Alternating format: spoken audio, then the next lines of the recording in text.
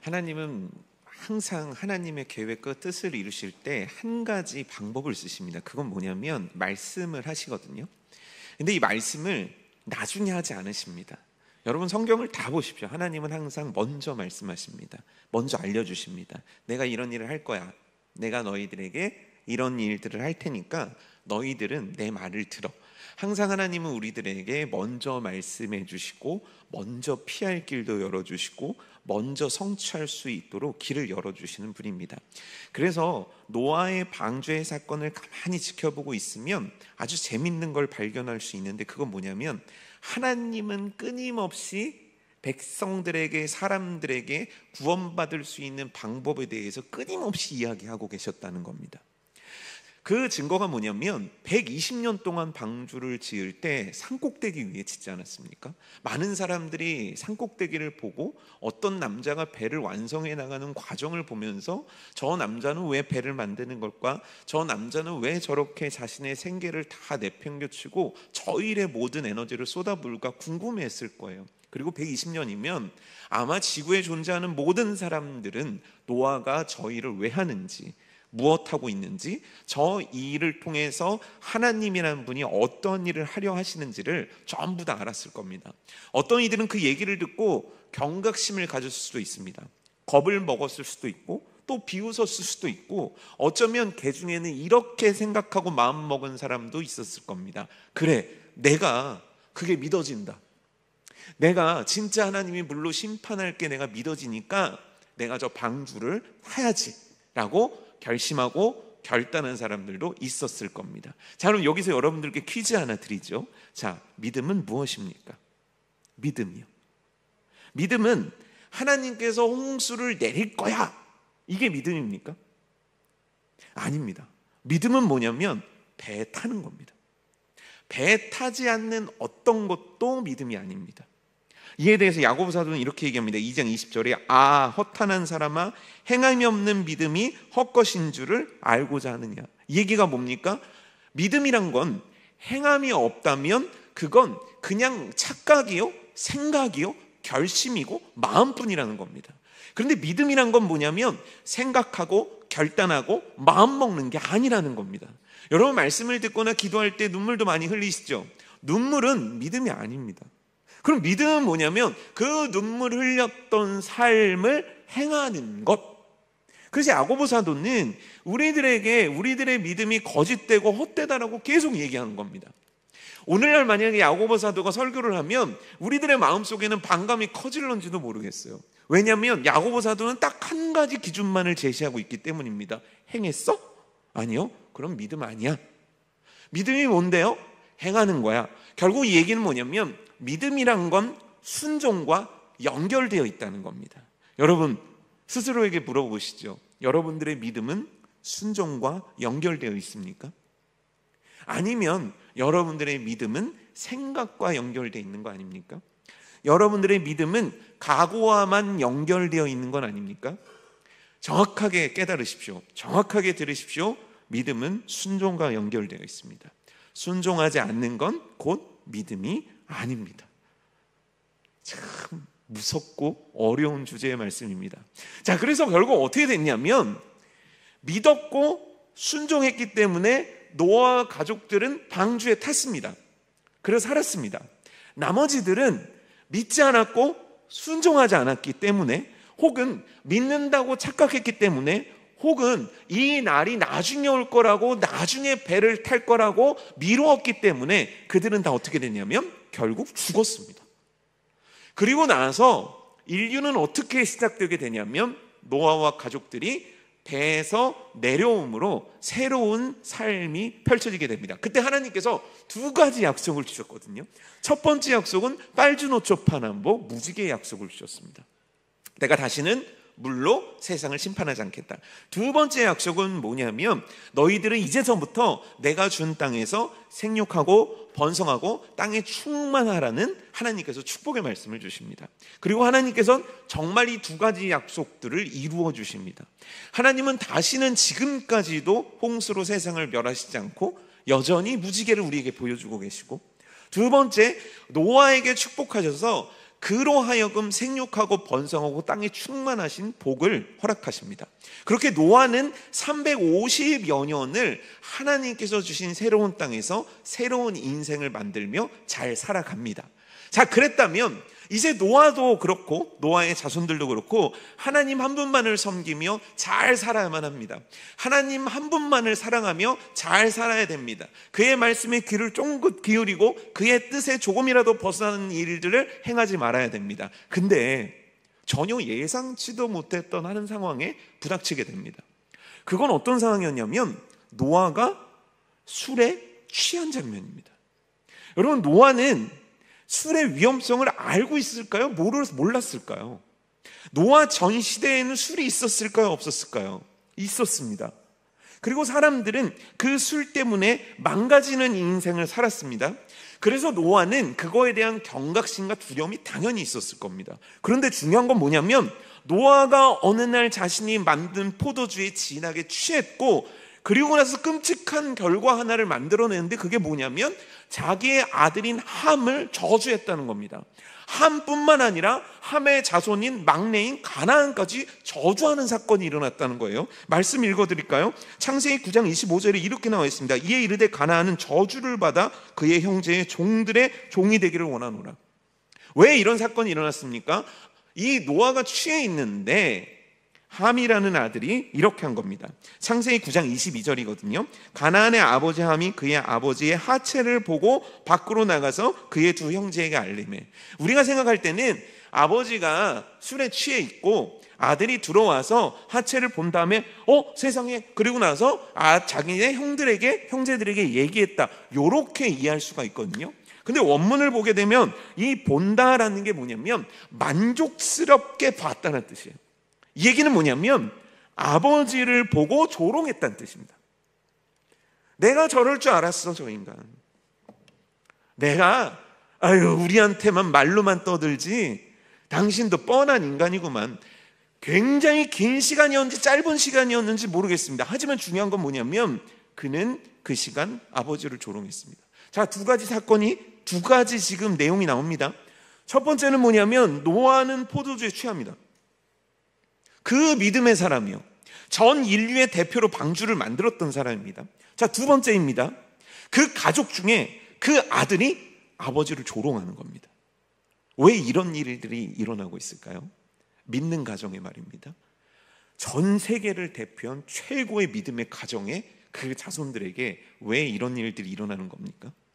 근데 이런 일들은요, 성경을 조금 더 거슬러 올라가면 사사기에도 비슷하게 등장합니다. 사사기 2장 10절 말씀이거든요.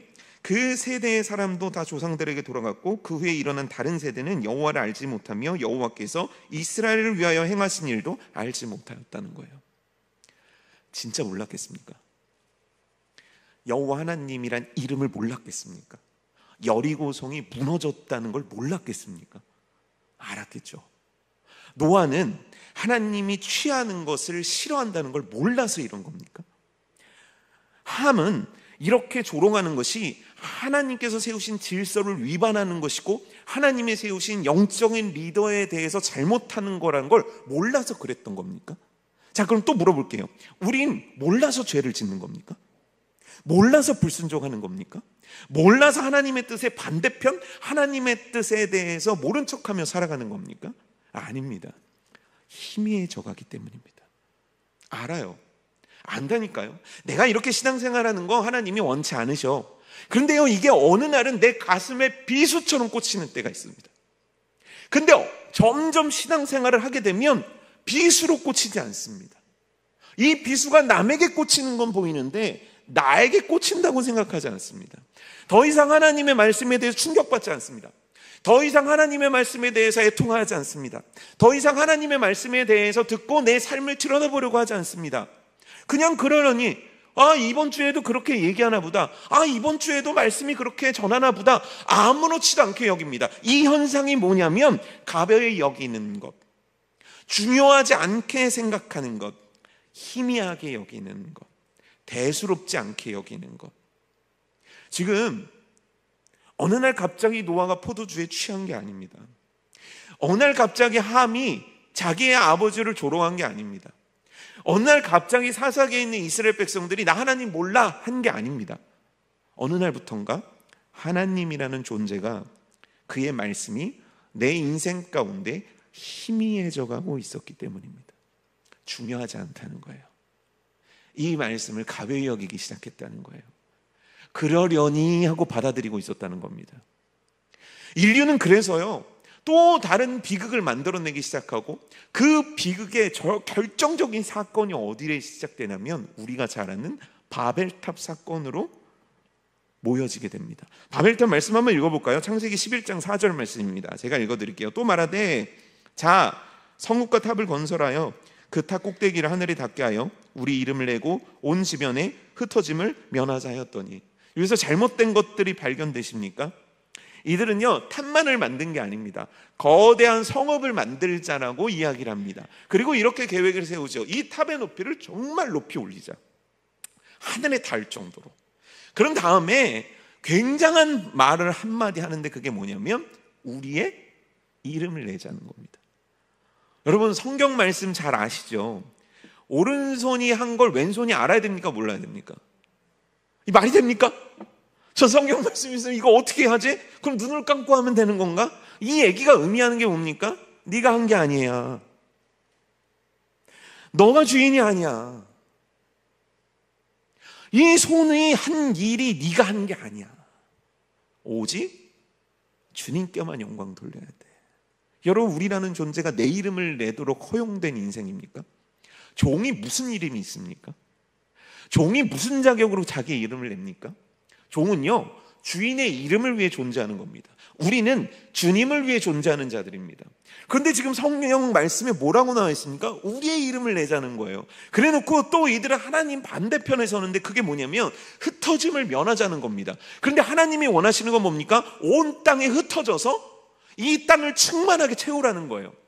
근데 이들은 그렇게 하지 않는 겁니다. 이들은 주장하는 겁니다. 야, 모여서 뭐 하는데? 우리의 이름을 내자, 우리가 높아지자, 우리가 주인 되자는 거예요. 여러분, 어디서 많이 본 표현 아닙니까? 우리가 주인 되자, 내가 내 인생 내 맘대로 살아가자. 통계를 봤는데 2022년에 대한민국 국민의 신이 없다라고 응답한 사람들이 대략 30% 정도가 됩니다. 굉장히 많은 겁니다. 여러분, 이제 착각하지 마십시오. 우리의 경쟁 상대는 불교, 이슬람 아닙니다. 그들보다도 훨씬 더 압도적인 숫자로 신이 없다라고 얘기하는 무교가 굉장히 폭발적으로 증가했다는 거예요. 근데 재밌는 건 뭐냐면 그 다음 해입니다. 2023년에 갤럽 조사에서 봤는데, 신이 없다라고 응답한 사람이 전 국민의 몇 퍼센트인 줄 아십니까? 50%입니다. 한 해 동안 20%가 어떤 통계든 어떤 숫자든 한 해 동안 20%가 는다는 건요, 이건 정말 쇼킹한 일입니다. 그래서 온 세계의 종교에 관련한 사람들이 다 놀랐습니다. 도대체 대한민국에 무슨 일이 벌어지고 있는가? 물론 여러 가지 이유들을 제시할 겁니다. 하지만 중요한 건 뭐냐면 지금 이 시대는 신을 부정하는 시대라는 거예요. 아, 그들이 신을 부정하는가? 아닙니다. 신을 부정한 시대는 창조 때부터 지금까지 올 수가 없습니다. 왜냐하면 우리 마음속에 신의 존재에 대해서 인식하는 마음을 모든 영혼들에게 하나님이 넣어주셨기 때문입니다. 그럼 이 얘기가 뭡니까? 눈에 보이고 가르침 받은 신을 부정하는 거예요. 그럼 그 자리에 누굴 갖다 놓는 겁니까? 나를 갖다 놓는 거예요. 내가 신이라는 거예요. 에이, 목사님 아니에요. 그냥 신이 없다는 거지 자기가 신이라고 하는 건 아니에요. 신이 뭡니까? 명령하는 자. 신이 뭡니까? 나한테 일을 시키는 자. 신이 뭡니까? 나에게 뭔가 맡기는 자. 그럼 신이 없으면 누구 마음대로 합니까? 내 마음대로. 내가 신이 되는 거예요. 어느 날 하와에게 뱀이 와서 얘기하는 겁니다. 너가 하나님 같아질 거야. 그러니까 저 선악과를 먹어. 하와는 뭐 때문에 끌렸습니까? 그 과일이 너무 맛있게 생겨서 끌린 겁니까? 아닙니다. 자기가 하나님처럼 될 수 있다라는, 내 인생에 내가 주인이 될 수 있다라는 헛된 착각 속에 선악과를 먹은 거예요. 하와의 선택도, 노아의 선택도, 함의 선택도, 바벨탑의 선택도, 사사기 수많은 사람들의 선택도, 오늘날 수많은 크리스천을 포함한 사람들의 선택도 간단합니다. 하나님, 당신이 주인이 아니라 내가 주인 되고 싶다는 거예요. 내가 주인이 되려면 그래서 하나님의 말씀을 흐릿하게 두는 겁니다. 하나님의 말씀을 내 인생에 선명하게 두지 않는 겁니다. 내 인생에 하나님의 말씀이 선명해지면 선명해질수록 내가 너무 힘들어지는 거예요. 내가 너무 고통스러워지는 거예요. 이대로 인생을 살아갈 수가 없는 겁니다. 그러니까 자꾸 덮는 겁니다. 이 생각에 덮어버리고 세상의 이 핑계에 덮어버리고, 그래서 하나님의 말씀을 아주 희미하게 만들어 놓고 우리들은 하나님이 주인인 것처럼 착각하며 내 마음대로 살아가는 인생을 살고 있다는 거예요. 근데 중요한 건 뭐냐면, 내가 내 마음대로 살아가면 있지 않습니까? 내가 주인이 되어서 내 의지대로 살아가면 어떻게 되는 줄 아십니까? 하나님께서 나에게 주신 소명의 인생을 절대 살아갈 수가 없습니다. 하나님의 뜻을 이루고 싶습니까? 그러면 하나님 뜻을 따라야 됩니다. 하나님이 은혜 베풀어 주시는 인생을 살고 싶습니까? 그럼 하나님의 뜻 안에 있어야만 합니다. 하나님의 축복을 받는 인생을 살고 싶습니까? 그러면 순종해야 합니다. 근데 우리는 그런 마음은 있지만 그렇게 살고 싶진 않은 거예요. 그런 생각도 있지만 그렇게 살지 않는 거예요. 그런 복을 너무 사모하지만 그렇게 하고 있진 않는 거예요. 마치 노아의 방주에 타지 않는 그들처럼 말입니다. 우리가 지금 소명에 대해서 배우고 있지 않습니까? 여러분, 소명을 정말 하나님이 나에게 부르신 뜻을 이루어드리고 싶다면 우리는 하나님의 말씀을 흐릿하게 두어서는 안 됩니다. 하나님의 말씀을 내 인생의 가장 선명한 가운데 둘 수 있어야만 합니다. 그러지 않으면 절대 무슨 일이 있어도 하나님이 허락하신 소명의 인생, 부르심이 합한 인생을 우린 살아갈 수가 없습니다. 그런데 모든 세상 사람들이 막 그쪽으로 달려가는 거예요. 하나님의 말씀을 무시하는 겁니다. 하나님의 말씀을 흐릿하게 두는 겁니다. 그래서 기껏 노아의 방주까지 만들어서 홍수까지 줘가면서 이 세상을 구원하시려는 하나님의 프로젝트는 다 망가진 것 같아요. 그런데 아주 재밌는 성경 구절 하나가 창세기에서 보이기 시작합니다. 창세기 11장 31절에서 32절인데 우리 한번 자막 보면서 함께 읽어볼까요? 시작. 데라가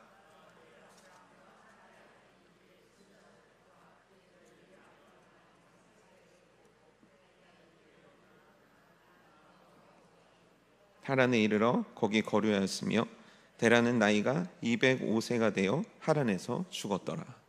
갑자기 족보가 쭉 나오더니 예상하지 못했던 곳에서 이름 하나가 불쑥 튀어나오게 됩니다. 그의 이름은 아브람이라는 사람입니다. 성경은 아브람에 대해서 2개 정도의 정보를 처음에 줍니다. 첫 번째 정보는 뭐냐면 그가 아들이 없었다는 거예요. 두 번째 정보는 뭐냐면 그가 갈대아 우르라는 곳에서 살고 있었다는 겁니다. 자, 첫 번째, 아들이 없었습니다. 대를 잇지 못하는 자입니다. 그러니까 인간적으로도 되게 슬픈 인생을 살고 있는 거죠. 왜냐하면 저도 제 기억 속에 어머니가 해주셨던 말씀인데 그게 뭐냐면 내가 누나를 낳았을 때, 어머니가 누나를 낳았을 때는 라면을 드셨대요. 그런데 어머니가 저를 낳고는 조개국을 드셨대요. 조기국, 조기찌개. 이 전라도 음식에는 조기찌개가 있지 않습니까? 이 귀한 음식을 줬다는 거예요. 왜죠? 아들. 여러분 아시죠? 아들 쓸모없는 거? 근데 불과 몇십 년 전만 해도 아들 꼭 낳아야 되는 거예요. 그렇죠? 근데 아브람 시대에 아브람은 아들을 못 낳았다는 거예요. 근데 중요한 건 뭐냐면 족보에 아브람 이름이 나왔다는 겁니다. 예수님께서 이 세상에 오시기까지 성경은 족보를 참 많이 우리에게 소개하는데 그 족보에서 빠짐없이 등장하는 게 뭔지 아십니까? 누가 누구를 낳고예요. 아브람은 낳습니까? 못 낳습니까? 못 낳은 거예요. 그럼 아브람은 이 세상 가운데 그의 소명을 지금 이루고 있는 자입니까? 여러분, 성경을 볼 때 믿음의 가문에서 믿음의 사람들이 후손을 낳는 걸 성경은 굉장히 중요하게 여기고 있습니다. 근데 아브람은 그것도 이루지 못했다는 거예요. 그러니까 영적으로나 그리고 또 그의 인생적으로나 아브람의 인생은 축복받은 형통한 인생이 아니었다는 겁니다. 그리고 두 번째는 뭐냐면 그가 갈대아 우르에서 살았다는 건데 이 우르라는 지역이 굉장히 번성한 지역이었습니다. 근데 학자들 얘기를 들어보니까 데라, 아브람의 아버지가 거기서 우상 만드는 일을 했을 거라는 거예요. 그럼 아브람은 무슨 일을 했을까요? 우상을 날랐겠죠. 그 기술을 배웠겠죠. 아니, 그게 아니어도 그 일들을 도우며 먹고 살았겠죠. 어쩌면 아브람 역시 그 기술을 익혀서 우상을 만들고 있었는지도 모릅니다. 자, 여기서 퀴즈입니다. 아브람은 하나님을 믿는 사람이었을까요? 안 믿는 사람이었을까요? 아브람은요, 놀라지 마십시오, 모태신앙입니다. 왜냐면 그 족보가 셈의 족보예요. 믿는 자예요. 야, 어떻게 믿는 자가 우상을 만드냐고. 비슷하지 않습니까? 누구하고 비슷하게요? 우리하고 비슷해요. 한쪽 발은 먹고 살아야 되니까 세상 속에 두고, 한쪽 발은 주일날 교회에 두고, 한쪽 발은 신앙을 버릴 수는 없으니까 신앙에 두고, 한쪽 발은 내가 주인 되는 인생 속에 두고, 그리고 이쪽 발을 계속 무시하고 사는 거죠. 이 인생 바람직한 인생입니까? 제가 청년부에서 설교할 때는 이거를 이 짝다리 짚는 인생으로 표현하는데 매우 흉측합니다. 그래서 여러분들한테는 보여드리지 않겠습니다. 근데 집에 가실 때 한번 해보십시오. 다리를 양팔 간격으로 벌려보십시오. 거기서 한 10cm만 더 벌려보십시오. 그러면 다리가 이렇게 갈라지게 됩니다. 그리고 뛰어보십시오. 흉측할걸요. 잘 뛰지도 못할걸요. 목적지까지 잘 가지도 못할걸요. 어쩌면 아브라함은 인생을 그렇게 살고 있는지도 모릅니다. 어쩌면 우리는 인생을 이렇게 살고 있는지도 모릅니다. 그런데 그때 하나님께서 데라를 또는 아브라함을 부르셨다는 거예요. 우리가 읽은 말씀입니다. 이 말씀에 대해서는 해석이 좀 분분한데 첫 번째 해석은 뭐냐면 하나님께서 데라를 부르셨다는 겁니다. 아브라함 이전에. 그리고 두 번째는 뭐냐면 아니다, 하나님이 아브라함을 불렀다는 거예요. 근데 아브라함은 가장이 아니잖아요. 그런데 이 근거되는 말씀이 사도행전 7장 2절에 3절 말씀이 스데반 집사의 설교에 나오는 거예요. 스데반이 이르되 여러분 부형들이여 들으소서. 우리 조상 아브라함이 하란에 있기 전 메소포타미아에 있을 때에 영광의 하나님이 그에게 보여 이르시되 내 고향과 친척을 떠나 내가 내게 보일 땅으로 가라 하시니. 그래서 아브라함이요 떠났다는 거예요. 데라가 주가 돼서 떠났는지 아브라함이 주가 돼서 떠났는지 그것에 대해서는 해석이 분분하니까 잘 모르겠습니다. 하지만 결론은 뭐냐면 그들이 가나안 땅에 도착했습니까? 도착하지 못했습니까? 도착하지 못했습니다. 그럼 그들이 지금 어디에 도착했습니까? 하란이요. 지도를 보게 되면 하란은 딱 가운데쯤 있습니다. 하란은 우르하고 비슷하대요. 이들은 이곳에서 머물렀습니다. 잠깐 머물렀다 가나안 땅으로 가려고 했군요. 아니요, 그 땅에 정착했습니다. 그 땅에서 살기로 결정했습니다. 그래서 행복했습니까? 아니요. 성경은 뭐라고 기록했냐면 데라가 죽었다는 거예요. 어디서요? 객지에서요. 객지에서 죽었다는 거예요. 하나님이 정하신 땅도 아니고 하나님이 주신 땅도 아니고 그 당시 세계관에서 자기의 고향 땅에 묻히고 자기가 살던 땅에 묻히는 게 축복이어서, 왜 영화 같은 거 보면 이런 거 많이 나오지 않습니까? 내 시신을 꼭 고향 땅에다 묻어줘, 뭐 이런 거 많지 않습니까? 그러니까 그런 세계관 속에서 데라는요 축복받은 죽음을 만나지 못한 거예요. 그럼 생각해 봅시다. 우르에서 하란까지 아브라함의 인생은 더 행복해졌습니까?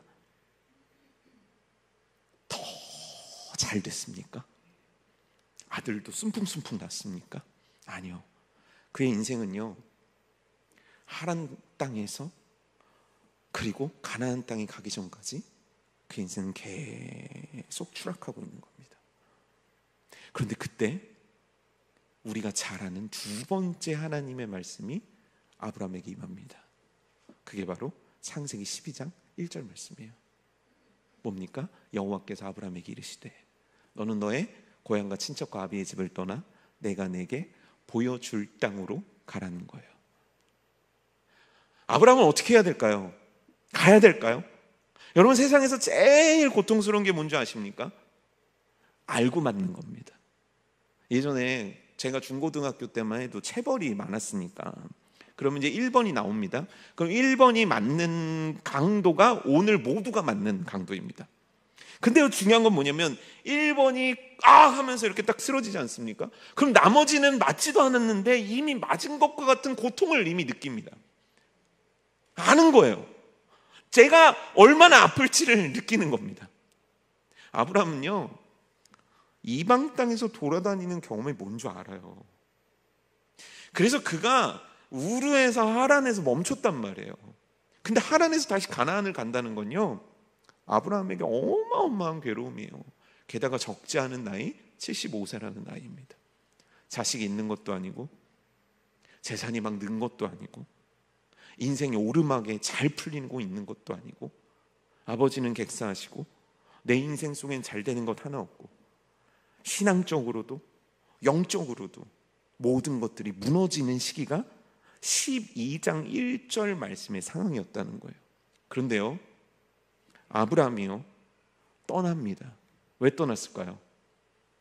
히브리서 11장 8절 말씀은 이렇게 얘기합니다. 우리 다 같이 한번 읽어볼까요? 시작. 믿음으로 아브라함은 부르심을 받았을 때 순종하여 장래의 유업으로 받을 땅에 나아갈새 갈 바를 알지 못하고 나아갔으며.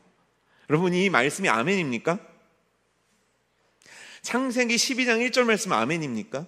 아멘이려면 이렇게 돼야 됩니다. 믿음으로 아브라함은 부르심을 받았을 때 순종하여 장래 유업으로 받을 땅에 나아갔습니다. 왜냐하면 그 땅에 대해서 정확하게 알고 있었기 때문입니다.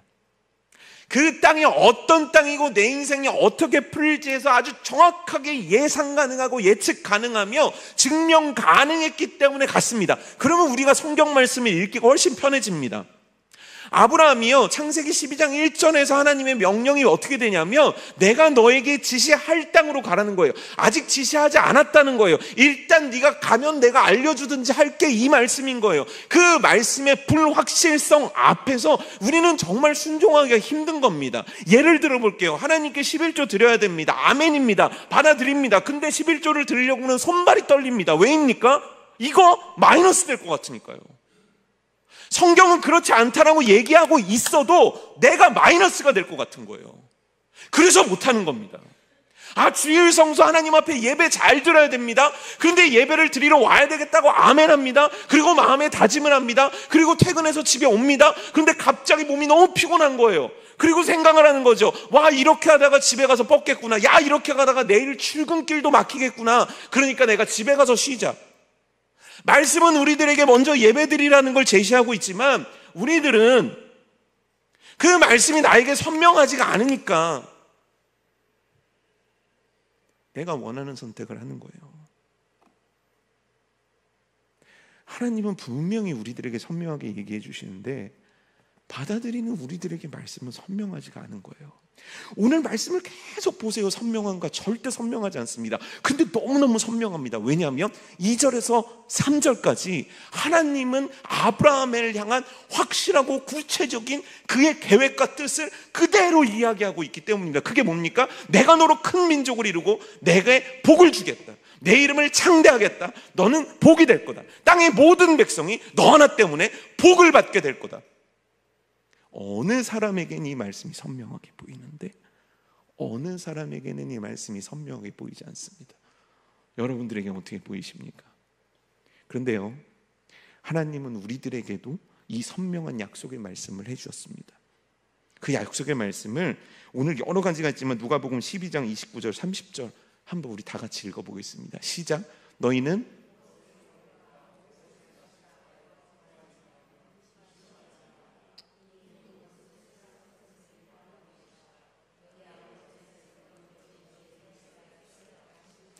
이건 약속의 말씀입니다. 누구를 향한 약속의 말씀입니까? 나와 내 가족과 내 미래를 향한 하나님의 약속입니다. 결국 예를 들어서 왜 11조를 못 드린 줄 아십니까? 무엇을 먹을까? 무엇을 마실까? 무엇을 입을까를 하나님이 나한테 주신다는 게 안 믿어져서입니다. 우리가 순종하지 못하는 대부분의 이유가 바로 이 세 가지에 걸립니다. 무엇을 먹을까? 무엇을 입을까? 무엇을 마실까 말입니다. 근데 성경은 뭐라고 얘기하냐면 내가 너희에게 약속한다는 거예요. 내 아버지가, 너희의 아버지가 이 모든 것들에 대해서 다 알고 계시다는 거예요. 아신다는 게 뭡니까? 고개를 끄덕이고 계시다는 겁니까? 아니에요. 쭉 나오는 말씀은 결국 이 얘기를 하고 있는 겁니다. 너희에게 먹을 걸 준다, 너희에게 입을 걸 준다, 너희에게 마실 걸 준다. 그러니 너희는 순종해라. 왜냐하면 내가 너희 아버지이기 때문이다. 너희의 인생을 책임져 주기 때문이다. 내가 너희의 인생을 보장해 주기 때문이다. 그러니까 너희들은 나에게 순종하여라. 그의 나라와 그의 의와 그의 영광을 추구하는 인생, 소명의 인생을 너희들은 살으라는 거예요. 근데 왜? 이 약속의 말씀이 우리들에게 그렇게 안 보이는 겁니까? 하나님은 아브라함에게 말씀하셨던 것과 똑같이 우리들에게 말씀하고 계신 거예요. 내가 너가 복이 되게 할 테니 넌 나를 따르라. 아브라함은 하나님의 말씀이 선명하게 보였습니다. 그래서 그가 자신의 실수, 자신의 잘못, 자신의 패배했던 과거들, 본토, 친척, 아비의 집을 떠난 거예요. 하나님은 우리들에게도 동일한 것을 원하고 계신 겁니다. 내가 다 알고 있으니 내려놓고 나를 따르렴. 내가 다 알고 있으니 너희들은 나를 믿고 따르렴. 너희들의 그 인생의 삶에서 나와 나의 소명의 길을 걸으렴. 그럼 내가 너희들의 모든 인생을 다 책임져 주겠다는 거예요. 오늘 이 믿음이 우리에게 있기를 주님의 이름으로 축복합니다. 우리라는 크리스천이 이 믿음이 없다면 우리는 얼마나 인생을 허무하게 사는 자들입니까? 하나님이 아시고 내 인생을 붙잡아 준다라는 자신감조차도 없다면 우리가 이 세상 속에서 얼마나 나약하고 비참하게 사는 겁니까? 다시 한번 여러분 축복합니다. 오늘 이 말씀이 믿어지는 오늘 밤 되기를 주님의 이름으로 축복합니다. 그리고 나서 예수님은 아주 단호하게 얘기하시는데요, 내가 모든 걸 알고 내가 모든 걸 책임져 줄 테니까 넌 순종해. 그리고 나서 이와 같이 말씀하십니다. 마태복음 10장 37절 말씀이거든요. 아버지나 어머니를 나보다 더 사랑한 자는 내게 합당치 아니하다. 아들이나 딸을 나보다 더 사랑한 자도 내게 합당치 아니하다. 그리고 이렇게 말씀하십니다. 마태복음 16장 24절에서는요, 이에 예수께서 제자들에게 이르시되 누구든지 나를 따라오려거든 자기를 부인하고 자기 십자가를 지고 나를 따를 것이니라. 이해가 뭡니까? 단호한 결단을 요구하시는 겁니다. 내가 책임져 줄 걸 믿니? 그럼 아브라함이 본토 친척 아비의 집을 버렸던 것처럼 너희도 너희의 짐을 버리고 내 멍에를 지고 내 십자가를 지라는 겁니다.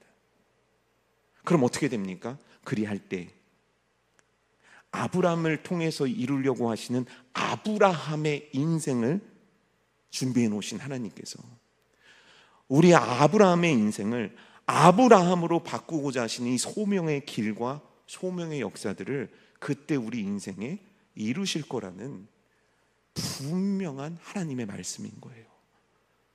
사랑하는 성도 여러분들이요, 하나님의 말씀을 선명히 보십시오. 그리고 결단해야 됩니다. 그래서 우리가 살던 삶에서 떠나 소명의 길 위에 굳건하게 서야만 합니다. 그럴 때 어떻게 되는 줄 아십니까? 그때 하나님의 계획이 내 인생 가운데 펼쳐지는 거예요. 그때 하나님의 뜻이 내 인생 가운데 펼쳐지는 겁니다. 그때 여호와 일의 하나님을 만나는 거고요, 그때 여호와 니시의 하나님을 만나는 거고요, 거기서 여호와 라파의 하나님의 역사를 경험할 수 있는 것이 우리들의 인생인 겁니다. 여러분, 무엇이 여러분들의 걸음을 기우뚱하게 만듭니까? 어떠한 것이 여전히 여러분들의 마음속에 짐이 됩니까? 하나님의 말씀을 택하십시오. 깨닫게 하신 그 말씀을 택하십시오. 절대 하나님 죽이지 않습니다. 오늘 말씀처럼 모든 걸 아시는 주님께서 여러분들의 인생을 책임져 주실 겁니다.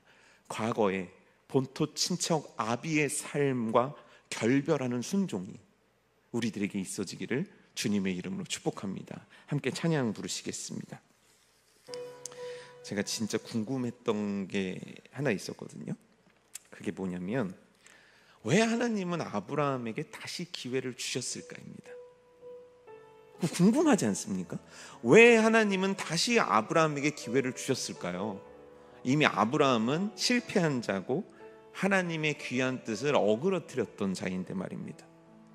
왜일 거라고 생각하십니까? 혹시 아시는 분 계십니까? 그럼 제가 전혜인 청년이 하는 가게에서 맛있는 햄치즈 샌드위치를 사드리겠습니다. 진짜 맛있더라고요. 왜일 것 같습니까? 그 이유를 알고 싶으시면 거울을 보십시오. 하나님은 왜 이렇게 말 안 듣는 날 붙잡아 주시는 겁니까? 한 입 갖고 두 말하고 두 마음 품고 교회에선 충성스러운 척 다 하면서 아무런 구별됨도 없이 살아가고, 그나마 하나님 앞에 나오는 예배도 엉터리 엉망으로 드리며 이 입술로 하나님을 찬양한다 하나 이 입술로 사람을 욕하기에 급급하고 누군가를 비난하는 발은 너무 빠르면서도 누군가를 사랑하며 감싸주는 건 너무 안 하는 나와 같은 죄인을 왜 하나님은 붙잡아 주시는 겁니까? 똑같습니다. 하나님은 아브라함을 사랑하십니다. 하나님은 나를 사랑하십니다. 그래서 하나님이 만들어 놓으신 아름다운 미래를 아브라함과 동행하고 싶으시고 나와 동행하고 싶으신 겁니다. 여러분, 아브라함은요 75세에 그 길을 떠났습니다. 우리 오늘 그 길을 떠날 수 있다면 얼마나 행복할까요? 하나님이 보장해 주시는 인생, 하나님이 책임져 주시는 인생으로 떠나면 얼마나 행복할까요? 여러분, 결별해야 될 것들을 생각하십시오. 그리고 안녕 외치시고 하나님의 뜻을 따르는, 하나님의 선명한 말씀을 따르는 인생을 시작해 보십시오. 제가 약속드리겠습니다. 행복해지실 겁니다. 제가 보장하겠습니다. 하나님의 은혜를 경험하실 겁니다. 제가 제 모든 것들을 담보로 걸 것도 없지만 말씀드리죠. 하나님의 축복을 받는 인생 될 겁니다. 그 인생 살아가는 여러분들이 되시기를 주님의 이름으로 축복합니다. 찬양 부르실 건데 이 찬양의 가사는요 우리를 향한 하나님의 사랑의 고백 같아요. 아브라함을 부르신 그 하나님이 어떤 마음으로 부르셨는지 알 것 같거든요. 여러분이 마음을 깨닫고 주님 뜻대로 살아갈 수 있는 우리가 되기를 축복합니다.